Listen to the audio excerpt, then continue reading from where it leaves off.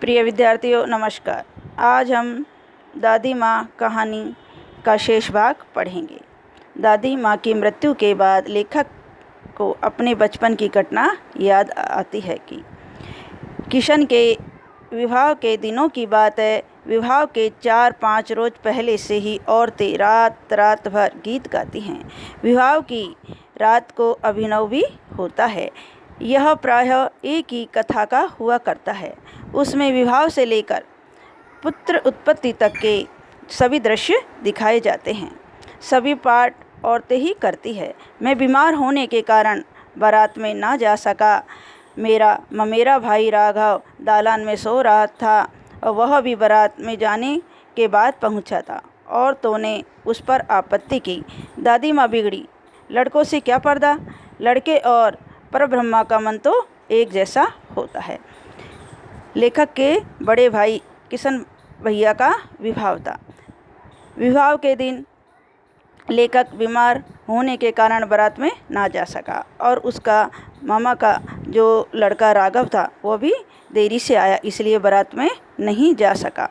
औरतें जो शादी के दिन अभिनव करती है यानी नाटक करती है, जो विवाह से लेकर शादी से लेकर और पुत्र जन्म तक ये औरतें करती है। कोई दूल्हा बनता है, दुल्हन बनती है और कोई बाराती बनते हैं, गीत गाते हैं, वो सारे दृश्य दिखाए जाते हैं। और औरतों ने इस पर लड़कों पर ऐतराज़ किया और दादी माँ उन पर क्रोधित हुई कि ये तो लड़के हैं, लड़कों से क्या पर्दा करना। लड़का और परम ब्रह्मा का तो मन परमेश्वर का जैसा होता है। अब आगे पढ़ते हैं। मुझे भी पास ही एक चारपाई पर चादर उड़ाकर दादी माँ ने चुपके से सुला दिया। बड़ी हंसी आ रही थी। सोचा कहीं जोर से हंस दूँ, भेद खुल जाए तो निकाल बाहर किया जाऊंगा, पर भाभी की बात पर हंसी रुक न सकी और भंडा फोड़ हो गया। देबू की माँ ने चादर खींच ली और कहा, दादी ये कौन बच्चा सो रहा है?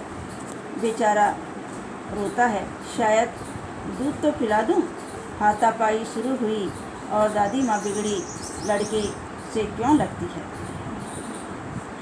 दादी माँ ने लेखक को चादर उड़ाकर चुपके से सुला दिया जहाँ औरतें अभिनव कर रही थी। लेकिन औरतों की बात पर लेखक को हंसी आ गई और भंडाफोड़ यानी उसका रहस्य खुल गया कि यहाँ कोई सोया हुआ है। देबू की माँ ने चादर खींच ली, कहा, दादी ये कौन बच्चा सोया है? बेचारा रोता है, शायद दूध तो पिला दूं। हाथापाई शुरू हुई। दादी माँ बिगड़ी। लड़के से क्यों लगती है? विवाह के दिन दादी माँ ने लेखक को चादर उड़ाकर चुपके से वहीं सुला दिया जहाँ औरतें अभिनव कर रही थी। लेकिन भाभी की बात पर लेखक को हंसी आ गई और भेद खुल गया और देबू की माँ ने और चादर खींच ली कि कौन बच्चा सोया हुआ है और उससे मजाक करने लगी। सुबह रास्ते में देबू की माँ मिली। कल वाला बच्चा है भाभी। मैं वहाँ से ज़ोर से भागा। दादी माँ के पास जाकर खड़ा हुआ। वस्तुतः किसी प्रकार का अपराध हो जाने पर जब हम दादी माँ की छाया में खड़े हो जाते, अभयदान सा मिल जाता। यहाँ लेखक कहते हैं कि जब भी कोई गलती हो जाती तो दादी माँ की छाया में जाकर हम निर्भय हो जाते थे और दादी हमारा पक्ष ले लेती थी। स्नेह और ममता की मूर्ति दादी माँ की एक एक बात आज भी कैसी कैसी मालूम होती है। परिस्थितियों का व्यात्या चक्र जीवन को सूखे पत्ते जैसा नचाता है, इसे दादी माँ खूब जानती थी। दादा की मृत्यु के बाद से ही वे बहुत उदास रहती थी। संसार उन्हें धोखे की टट्टी मालूम होता। दादा ने उन्हें स्वयं जो धोखा दिया, वे सदा उन्हें आगे भेजकर अपने पीछे जाने की झूठी बात कहा करते थे। दादा की मृत्यु के बाद कुकुरमुत्ते की तरह बढ़ने वाले, मुंह में राम बगल में छुरी वाले दोस्तों की शुभ चिंता ने स्थिति और भी डावाडोल कर दी। दादा के श्राद्ध में दादी के मना करने पर भी पिताजी ने जो अतुल संपत्ति वह घर की भी नहीं थी। कि दादी ममता और स्नेह की मूर्ति थी, ममता की मूर्ति थी। दादी के जीवन में भी अनेक परिस्थिति आई, लेकिन दादी माँ घबराई नहीं थी। दादा की मृत्यु के बाद वो उदास हुआ करती रहती थी और कि यह संसार तो एक धोखे का है। दादा ने उनको धोखा दिया था कि वो कहा करते थे कि पहले तुम्हारे मरने के बाद ही मैं मरूंगा, ये ऐसा वो कहा करते थे। लेकिन दादा की मृत्यु के बाद और लेखक के पिताजी के दोस्तों ने उन्हें धोखा दिया और उनकी आर्थिक स्थिति डावाडोल हो गई, यानी गड़बड़ा गई, आर्थिक स्थिति खराब हो गई। दादा की श्राद्ध के समय दादी माँ ने के मना करने पर भी और अपार संपत्ति खर्च करी, जो घर की नहीं थी, उधार लेकर कर्ज लेकर की थी, जो आर्थिक स्थिति उनकी बिगड़ती ही चली गई थी। दादी माँ अक्सर उदास रहा करती थी। माघ के दिन थे, कड़ाके का जाड़ा पड़ रहा था, पछुआ का सन्नाटा और पाले की शीत हड्डियों में घुसी पड़ी। शाम को मैंने देखा दादी माँ गीली धोती पहने कोने वाले घर में एक संदूक पर दिया जलाए हाथ जोड़कर बैठी है। उनकी स्नेह कातर आँखों में मैंने आंसू कभी नहीं देखे थे। मैं बहुत देर तक मन मारे उनके पास बैठा रहा। उन्होंने आंखें खोली। दादी माँ, मैंने धीरे से कहा, क्या है रे, तू यहाँ क्यों बैठा है? दादी माँ, एक बात पूछूं, बताओगी ना? मैंने उनकी स्नेहपूर्ण आँखों की ओर देखा। क्या है, पूछ। तुम रोती थी।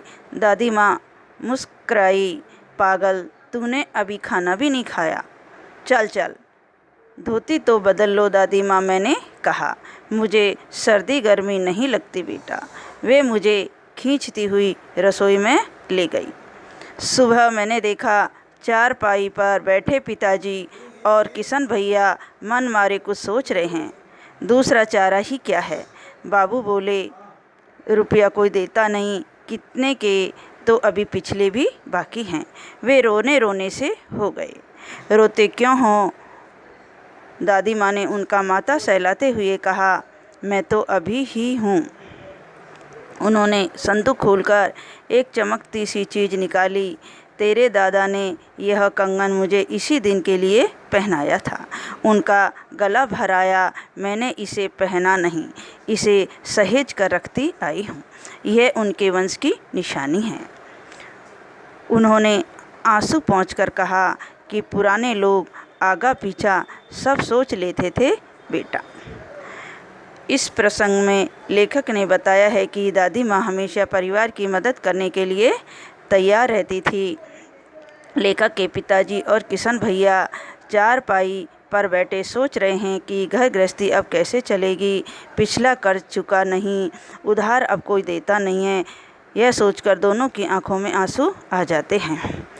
दादी माँ उनको हिम्मत बंधाते हुए कहती है कि मेरे रहते हुए अब क्यों चिंता करते हो। दादी माँ संदूक खोलकर एक कंगन निकाल कर लाती है कि यह तुम्हारे दादाजी की निशानी है, जो मैंने अभी संभाल कर रखी है कि कभी भी परिस्थितियाँ आए तो दूसरों के आगे हाथ फैलाना ना पड़े। मुझे दादी माँ शापभ्रष्ट देवी सी लगी। धुंधली छाया विलीन हो गई। मैंने देखा दिन काफ़ी चढ़ गया है। पास के लंबे खजूर के पेड़ से उड़कर एक कौवा अपनी घिनौनी काली पांखें फैलाकर मेरी खिड़की पर बैठ गया। हाथ में अब भी किशन भैया का पत्र कांप रहा है। काली चींटियों सी कतारें धूमिल हो रही है। आंखों पर विश्वास नहीं होता। मन बार बार अपने से ही पूछ बैठता है, क्या सचमुच दादी माँ नहीं रही? किशन भैया का पत्र आता है कि दादी माँ की मृत्यु हो गई है। यह समाचार सुनकर लेखक की आंखों में आंसू आ जाते हैं कि दादी माँ एक देवी के समान थी, जो धुंधली छाया आज परमात्मा में लीन हो गई है। अब हम पाठ के शब्दार्थ को पढ़ेंगे। शुभ चिंतक, भला सोचने वाला।